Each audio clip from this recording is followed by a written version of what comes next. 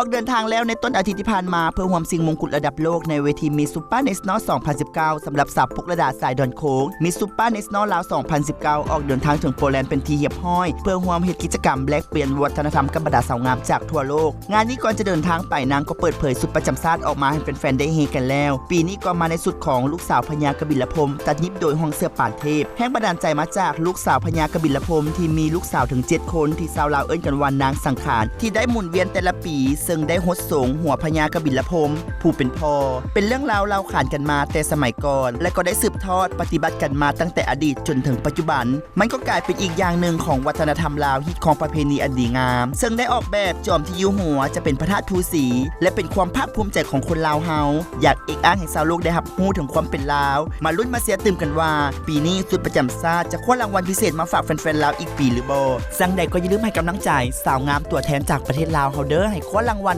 ในเวทีนี้มาฝากคนลาวทั้งประเทศ